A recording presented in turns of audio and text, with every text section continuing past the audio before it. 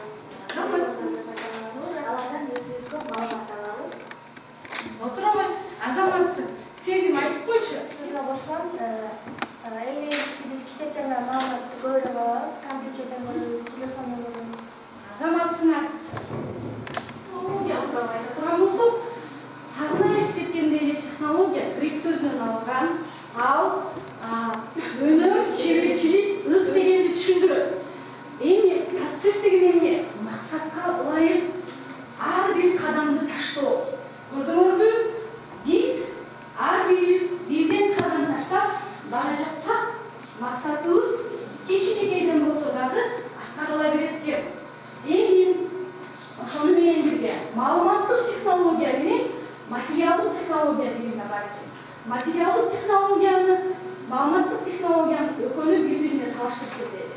Алтын деп калды. Алтынды алыш үчүн бул материалдык технология дейт. Эмнеге барышат? Тоолорго барып, кум таштардын баардыгын чогултуп келип туруп, анан эмне кылат? Алардын баардыгын жууп, тазалап, арасынан чоң 5 тонналык машина болсо, анын ичинен 5 грамм алтын чыгышы мүмкүн, Ошондой эле сыяктуу биз эгерде реферат жаза турган болсок, толтура 10 китепти алып, ошонун ичинен керектүү маалыматтарды гана алып, алтын издеген сыяктуу 5-6 барак реферат жаза алабызбы? Жазып көргөнсүңөрбү булар? Мына экөөнүн тең маалымат технологиясы бирдей. Алышты бардыгы сырьёлорду, аларды изилдешти, жууп тазалашты, окушту. Анан эмне кылды? Биринен 5 грамм алтын чыкты, ал эми экинчисинен 5 барактуу реферат чыкты. Эми андан кийинки этабы, ал рефераттарды алып эле койбостон бир формага алып келет. Рефераттарды стратегиясы менен чогултуп, келип туруп, бир түзүлүшкө алып келип, жыйынтык чыгарат. Пландын негизинде жыйынтык чыгарат, максаттын негизинде. Эми алтындарды 4 бурчтуу формада гана жасабастан, алардан түрлүү буюмдарды жасайт.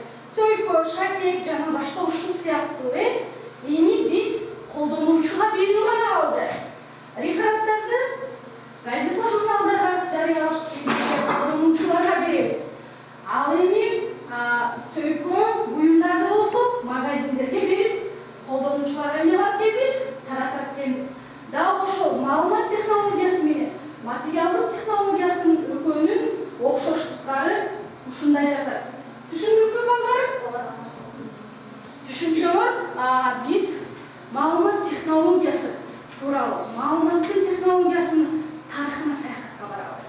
Карап көргүлө, маалымат технологиясы бул кече күнү эле чыгып калган нерсе эмес да, ата-бабаларыбыз өзүбүздүн интеллектуалдык жөнөкөйлүктөрүбүздү көбөйтүүнүн негизинде иштеп чыккан ар бир технологиялар. Маалымат технологиясын биз эң биринчи элестеткенде эле компьютерди элестетебиз. Компьютер 9-кылымдын 1-жарымына чейинки убакытты өзүнө камтыйт.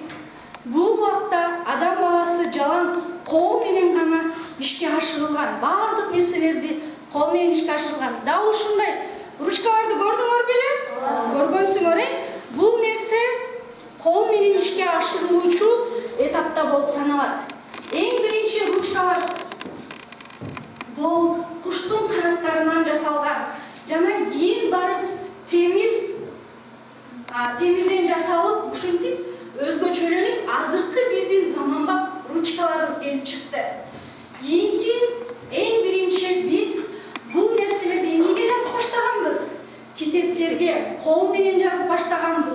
10 манжабыздын негизинде китептердин баардыгын жазып баштаганбыз. 15-16 кылымдарда китепти көп адам бул бай адам болгон.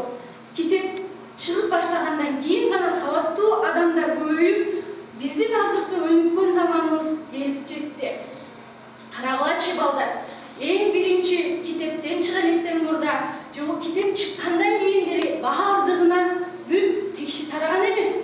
Ошондуктан эң биринчи каттарды дал ушундай таштарга чегерип, почтальондор бир-бирине жөнөтүшкөн. Жана карап көргүлөчү, бул нерсе кат болуп эсептелинет. Бала атасы баласына берген каты. Мен аңчылыкка кеттим деген. Жана огларды да көрүп атасыңарбы?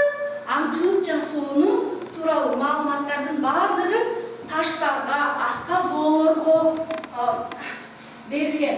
Ал эми маалыматты ташуу бир формадан экинчи формага өткөзбөй, кандай болсо ошол боюнча жеткизүү бул почтальондордун негизинде жеткен. Билесиңерби ушуларды? Көрдүңөр беле? Ишке ашырылуучу этап болуп саналат экен. Экинчи этабыбыз болсо механикалык этап. Механикалык этап 19-кылымдын 2-жарымынан башталат. 19-кылымдын 2-жарымын мага абдан жагат. Анткени ошол убакта көптөгөн ачылыштар болгон балдар. Эң биринчи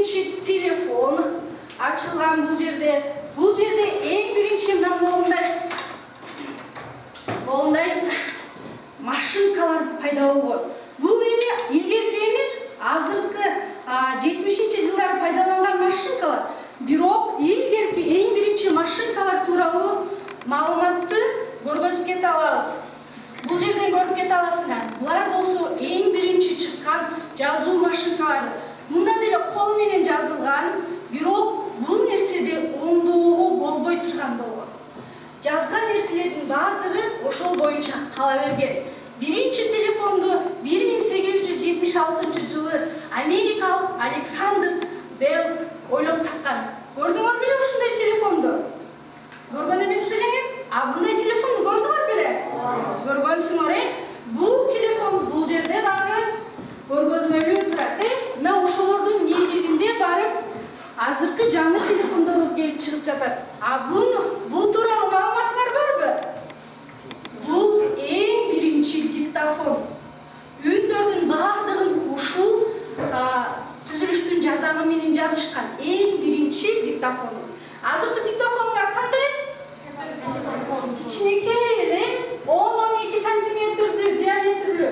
Уюлдук телефонуңарга батканбы? Ушуну көтөрүп жүрө алат белеңер балдар? Көтөрүп жүрө албайт болупсуңар, Азаматсыңар кийинкини. Кийинки этабыбыз 3-чү этап. Бул 20-кылымдын 40-жылдарына таанды. 40-жылдарында бул адам баласы өнүгө баштаган, жана илим техника өнүгө баштаган. Бул жылдарда ээлдердин эң биринчи элементтери чыгып баштаган. Эң биринчи ээлдер бир комнатанын, бир доонун бардыгын ээлешип, ал ээлдерде бир эмес, бир нече адамдар иштешкен. Карагылачы, бул эң биринчи ээлдер, жеке компьютерлердин биринчи элементтерин көрдүңөрбү?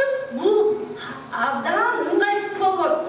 Бул жерде жалаң гана информатика илиминин докторлору, эсептөөнү билген гана адамдар гана иштей алышкан. Бул эмне экенин билесиңерби, балдар? Бул болсо эң биринчи ошол 40-жылдарга таандык калькуляторлор. Калькуляторлордун жардамы менен, ушул нерселердин жардамы менен эсептөөлөр жүргүзүлгөн.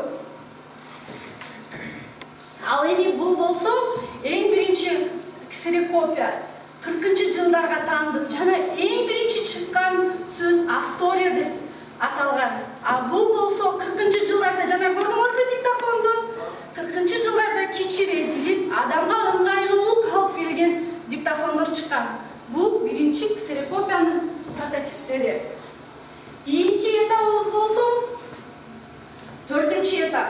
Бул 20-кылымдын 70-жылдарына таанды. 70-жылдарда дал ушундай компьютерлер чыга баштаган. Бирок бул компьютерлер бардык колдонуучуларга арналган эмес. Бул компьютерлердин ичинде basic программасы менен билген гана адамдар, программисттер гана иштешкен. Бунда болсо маалыматты берүү бир түрдөн экинчи түргө өтүп, андан 3-чү түргө айланган. Эгерде Гүлшан Жомартка кат жөнөтө турган болсо, бул мага алып келген, мен программист болсом, basic тилине өткөзүп, компьютерден жөнөтүп, ал Жомарт болсо, бир программистти жалдап алып, ал программист атайын биз билген тилге өткөзүп берген. Программисттердин тилинде гана иштеген программалар дал ушул 70-кылымга таанды. Кийинки этабыбыз болсо, бул 20-кылымдын 5-чи этабыбыз 20-кылымдын 80-жылдарына таанды. Дал ушул кылымдан баштап биздин жашообуздун бардыгы өзгөрдү, балдар. Мына биз пайдаланып жүргөн жеке компьютерлер качан пайда болуптур? 20-кылымдын 80-жылдарында пайда болгон. Ал бул компьютердин аты жеке компьютер, же болбосо орусчасын айтканда персоналдык компьютер деп чыккан. Персоналдык деген, жеке деген, жалгыз бир адамга арналган компьютер болот. Бунда бир нече киши иштегенге болбойт. Бир гана колдонушу керек. Кийинки этабыбыз болсо 20-кылымдын 90-жылдарына таанды. 90-жылдарындагы этабыбыз интернеттик деп аталат. Интернеттик деп эмне үчүн аталып калды? 90-жылдарда 3W дегенди билебизби, балдар? 3W'ну билебизби?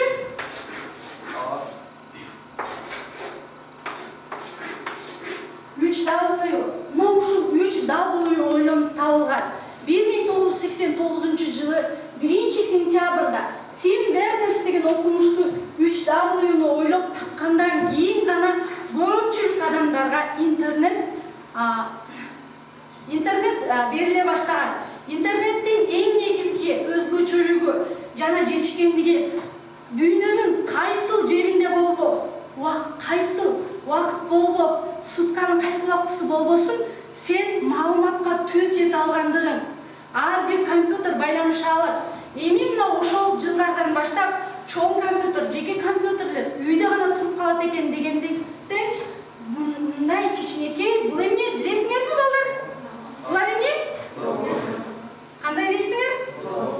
Ноутбуктар пайда болуп, дүйнөлүк желе өнүгүп, биздин жашоо турмушубуз жеңилдей баштады балдар. Булар эмне экенин билесиңерби? Келе кой, Талгат айтып койчу. Жашыл түстөгү эмне? WhatsApp. Сен пайдаланасыңбы? Азаматсың, отура кой. Асыл зат. Экинчи, көк түстөгү эмне? Facebook. Сен пайдаланасыңбы? Азаматсың, отура кой. Андан кийинкисин. Айсезим, айтып койчу. Андан кийинкиси. Одноклассник. Бул мени пайдаланасыңбы? Бунун мүмкүнчүлүктөрү кандай? Азаматсың? Биз адамдар менен маалымат берип, жанагылардан маалымат алып, баарлашып жүргүзө алабыз. Азаматсыңар? Бул боюнча, тема боюнча түшүнүктүү болду окшойт балдар, Кана келгиле, бүгүнкү сабакты бышыктайлы. Маалымат технологиясынын канча этабы бар экен? 6 этабы бар экен. 6 этап менен эле чектелбейт балдар. Бул этап дагы өнүгүп, өсүп турушу керек. Негизгиси. Мен силерге 7-чи этапты таптыла деген сунуш киргизмекмин. Кана, ким айта алат? 7-чи этап болсо болобу? Ал кандай этап болушу мүмкүн? Азыркы заманды биз жашап аткан учурда 7-чи этап кылсак болобу? Ал кандай этап болушу мүмкүн? Ушулардын 4, 5, 6 этаптын негизинде. Айнура, келе отур. Кандай этап дешиң мүмкүн?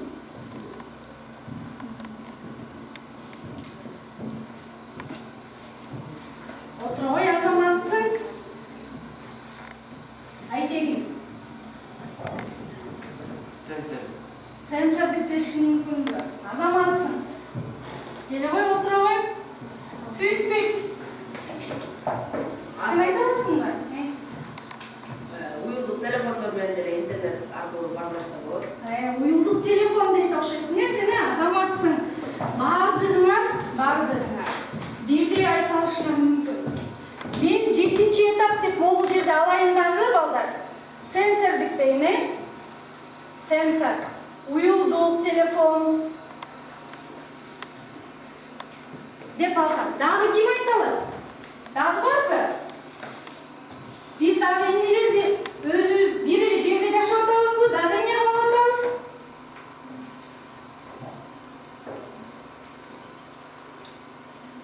Азаматсыңар, анда сабагыбызды бышыктай берели. Келгиле, маалыматтын биринчи этабы кайсыл экен? Сезим?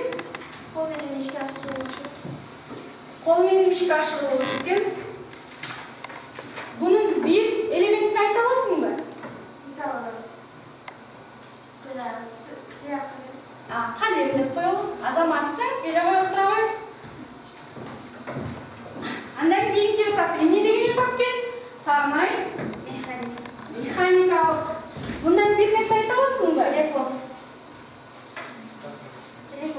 Телефон, диктофон. Телефон, диктофон. Азаматсың, отура кой. Кана, андан кийинки 3-чү этапты ким айта алат? Айсезим айта аласыңбы? Бул 3-чү этапта электрдик. Азаматсың, электрдик.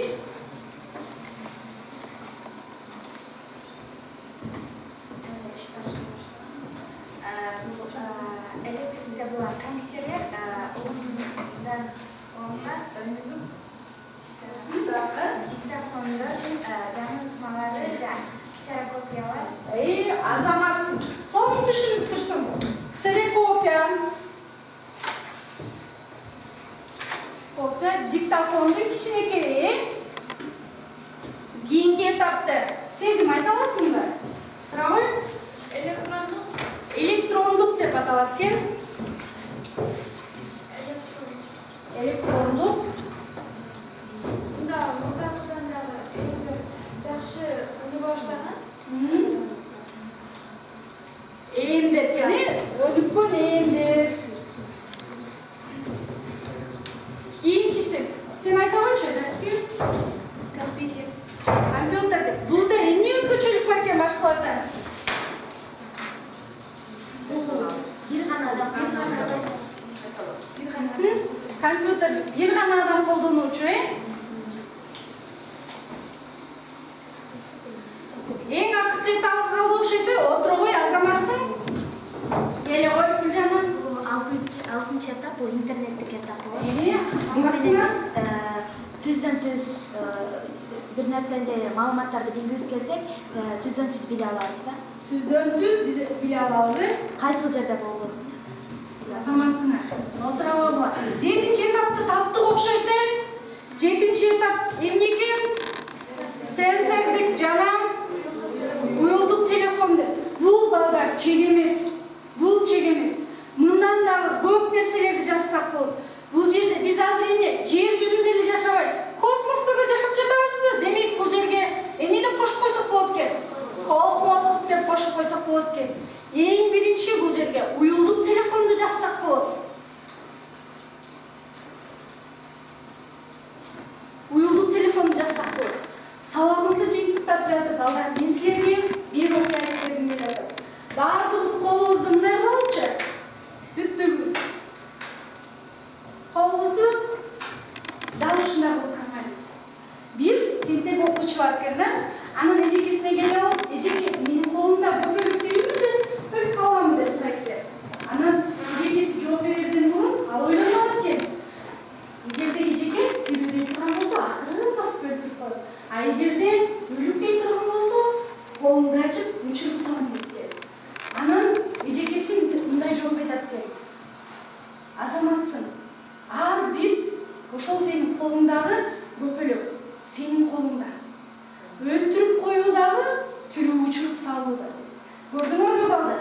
Ар бириңердин колуңарда. 7-чи этап баардыгыңардын колуңарда. Сен бул жерге эмнени жазсаңар, баардыгы болот. Бул жерге эмнени кааласаңар, ошону кое аласыңар. Ар бириңердин колуңарда. Мен ишенем, силердин колуңардан келет. 7-чи этапты таба аласыңар. Менин тарбиялаган балдарым, менин окуткан окуучуларым эң мыкты 7-чи этапты табат деген ишеничтемин. Анткени мен бул нерсени уже билем. Менин окуучуларым көптөгөн жетишкендиктерге жетишип, университетте алымдылар өтүп калды. Саламатта калгыла. Чоң